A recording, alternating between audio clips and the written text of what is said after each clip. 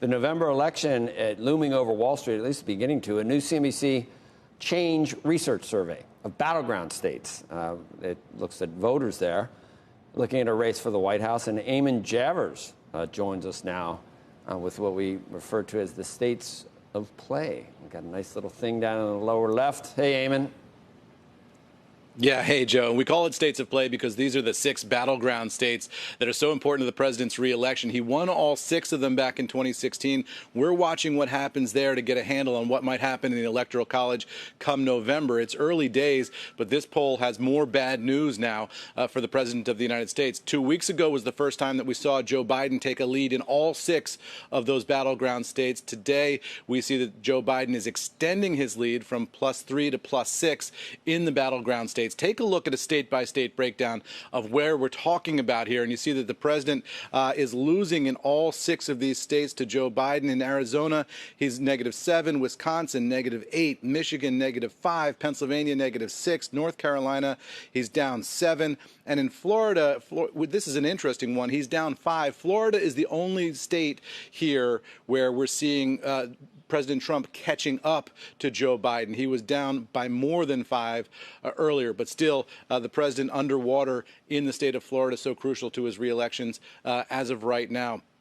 Why is this happening? Well, take a look at the president's bread and butter issues. These are the issues that he campaigned on that are important to his voters. And what you see is a president losing traction here. He's underwater on the issue of immigration by 54 to 46. That is, among likely and swing state voters, the approved, disapproved number, 54% disapprove of the way the president's handling immigration. Similar picture on the economy, although a little tighter. 52% disapprove of the way the president's handling the economy. Helping your pocketbook, again, 52% of the people disapprove of the president's handling there.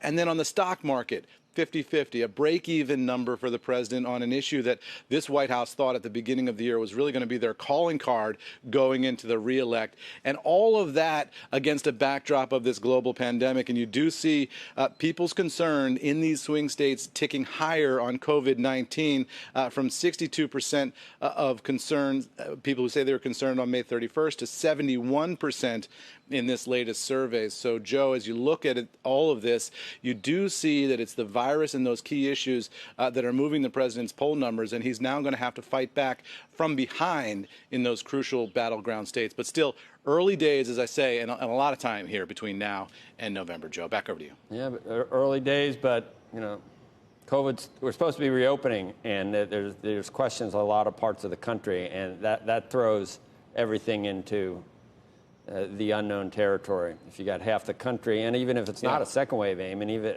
God forbid, if we, you know, we're trying in New Jersey and New York, we actually don't want people traveling here because we sort of, hopefully, we think we dealt with the first wave, and so the first wave continues in a lot of parts of the country, so they can't reopen really completely, so you don't know where we'll be by November, and that could have changed. I mean, to have COVID and then to have George Floyd and everything else, that's unbelievable to be thrown at. Some of those numbers I'm actually surprised, and that's the president's just hardcore base. It just doesn't move from 45 or 44.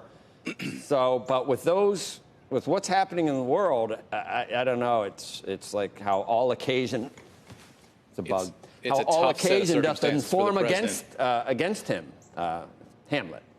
Anyway. Look, there's no political guru in the history of American politics who'd want to run for re-election in this particular set of circumstances, with a global pandemic, with people largely frustrated with the president's response to it, an economic collapse, millions of people out of work, some real racial and cultural tensions on the street in the country. I mean, all of that is just a very tough backdrop for a re-elect, and that's, I think, why you're seeing these strong numbers from Joe Biden, even though the traditional campaign has been entirely upended. I mean, we're not seeing the whistle stops and the rallies and all of that. I mean, the president's been trying to get back out there on the campaign trail. That hasn't worked for him. The question is, what can he do between now and November to turn this around? Because as of right now, all of the big arrows are pointing in the wrong direction for the president.